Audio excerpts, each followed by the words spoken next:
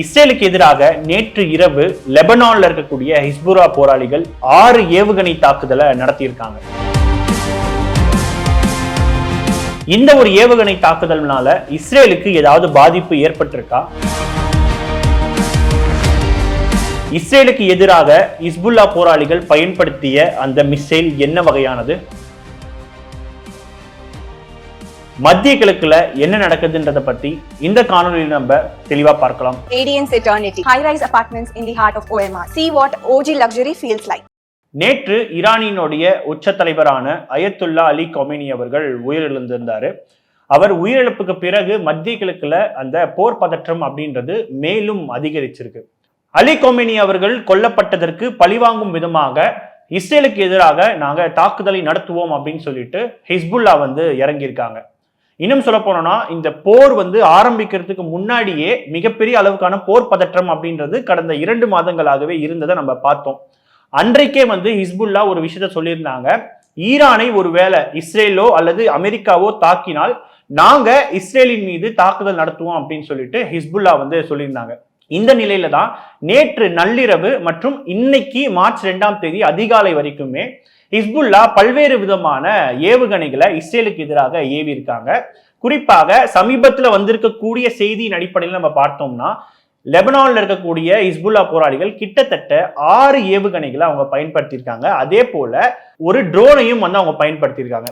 இதுல ஹிஸ்புல்லா பயன்படுத்திய ட்ரோன் என்ன அப்படின்னா ஸ்வாம் ஆஃப் ட்ரோன் அப்படின்ற ஒரு வகையை பயன்படுத்தியிருக்காங்க. இந்த ட்ரோன் அப்படின்றது ஆள் இல்லாத ஒரு ட்ரோனாக இருக்கு. அது மட்டும் இல்லாம இந்த ட்ரோன் விழக்கூடிய பகுதிகளில் அதுவே தானாக வெடிக்கக்கூடிய ஒரு ட்ரோனாகவும் இருக்கு.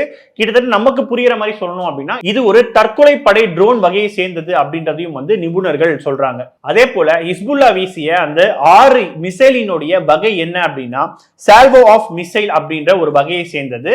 இந்த ஏவுகணை அப்படின்றது பாத்தீங்கன்னா குறைந்த தூரத்துல தாக்கக்கூடிய அதிபயங்கரமான ஒரு ஏவுகணையாகவும் பார்க்கப்படுது. குறிப்பாக லெபனான்ல இருக்கக்கூடிய தெற்கு பகுதியில தான் ஹிஸ்புல்லா அவங்க கண்ட்ரோல்ல வச்சிருக்காங்க.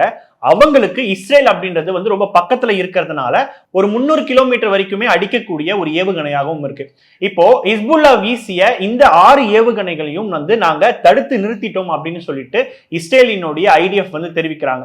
குறிப்பா ஹிஸ்புல்லா எந்தெந்த மாதிரியான இடங்கள்ல தாக்குதல் நடத்தி இருக்காங்க அப்படின்னு நம்ம பார்த்தோம்னா இஸ்ரேலினுடைய வடக்கு பகுதி மற்றும் இஸ்ரேலினுடைய மிக முக்கிய நகரங்கள்ல ஒன்றான ஐஃபா நகரத்தில் இருக்கக்கூடிய தெற்கு பகுதியை நோக்கி இந்த ஒரு தாக்குதலை ஹிஸ்புல்லா தொடர்ச்சியாக செஞ்சுட்டு வந்தாங்க.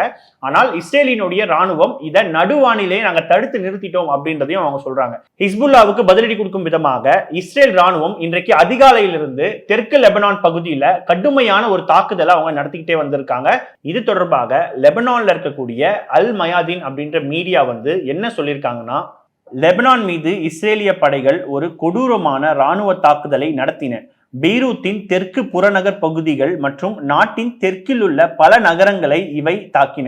தலைநகரின் தெற்கு புறநகர் பகுதியில் அல் ஜமூஸ் மற்றும் ஹரெட் ஆகிய பெய்ரூத்தின் சர்வதேச விமான நிலையத்திற்கு அருகில் உள்ள பகுதிகளை இஸ்ரேலிய வான்வெளி தாக்குதல் இலக்குகளை வைத்தன.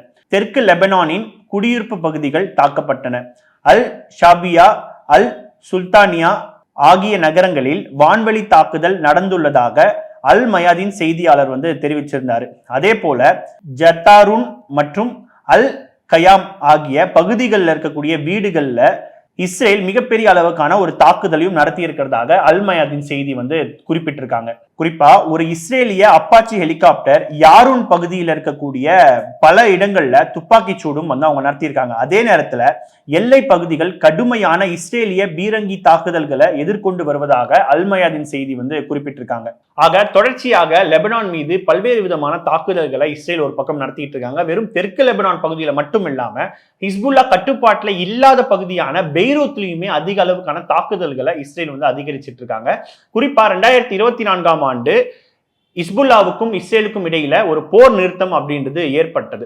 ஆனால் அந்த போர் நிறுத்தத்துக்கு எதிராக இஸ்ரேல் பல்வேறு விதமான தாக்குதல்களை தொடர்ச்சியாக நடத்திக்கிட்டு தான் இருந்தாங்க. இன்னும் சொல்ல போனா கடந்த ஆண்டு ஹிஸ்புல்லா கிட்ட இருந்து அந்த ஆயுதங்களை திரும்பி வாங்கறதுக்கான பல்வேறு விதமான அழுத்தங்கள் லெபனானினுடைய அரசாங்கத்தின் மீது அமெரிக்கா தொடர்ச்சியாக நிபந்தனை வச்சுக்கிட்டே இருந்தாங்க.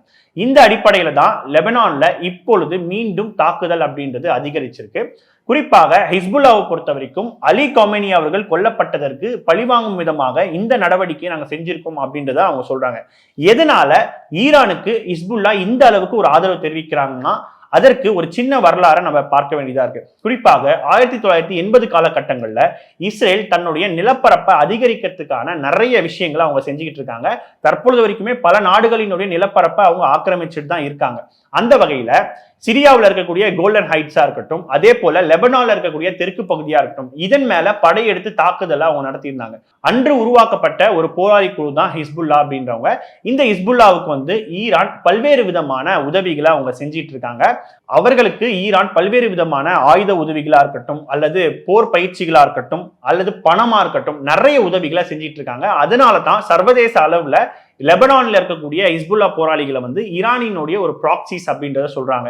சோ அதனினுடைய ஒரு தொடர்ச்சியாகட்டும். இன்னும் சொல்ல போனா காசாவில் இருக்கக்கூடிய ஹமாஸுக்குமே லெபனான் மிகப்பெரிய அளவுக்கான ஒரு உதவிகளையும் செஞ்சிட்டு இருக்காங்க. கடந்த 2 ஆண்டுகளுக்கு முன்னாடியே பார்த்தோம்னா பாலஸ்தீன மக்களுக்கு ஆதரவாக லெபனான்ல மிகப்பெரிய அளவுக்கான போராட்டங்களும் நடந்தது. சோ அதனினுடைய ஒரு தொடர்ச்சியாக ஈரானுக்கு ஆதரவாக இந்த ஒரு தாக்குதலை ஹிஸ்புல்லா இப்போ ஆரம்பிச்சிருக்காங்க. தற்பொழுது வரைக்கும் வரக்கூடிய செய்திகள் என்ன அப்படின்னா, இஸ்ரேல் நேற்றிலிருந்து நடத்திய தொடர்ச்சியான தாக்குதல்னால கிட்டத்தட்ட 31க்கும் மேற்பட்ட பொதுமக்கள் லெபனான்ல இறந்திருக்காங்க. இதுதான் தற்பொழுதைய செய்தியாகவும் இருக்கு. ஒட்டுமொத்தத்துல மத்திய கிழக்குல இந்த போர் பதற்றம் அப்படின்றது மேலும் அதிகரித்து கொண்டேதான் இருக்கிறது. வரக்கூடிய நாட்கள்ல இந்த போர் எதை நோக்கி போகுது, என்னென்ன மாதிரியான தாக்குதல்கள் ஈரான் மற்றும் இஸ்ரேல் நடத்திருக்காங்க அப்படின்றத தெரிஞ்சுக்கணும்னா தொடர்ந்து இணைந்திருங்கள். இது உங்கள் மின்னம்பலம். நான் விஷால் பொலிவர். நன்றி, வணக்கம். Radiance Eternity, high-rise apartments in the heart of OMR. See what OG luxury feels like. மின்னம்பலம்.com தமிழின் முதல் மொபைல் பத்திரிகை.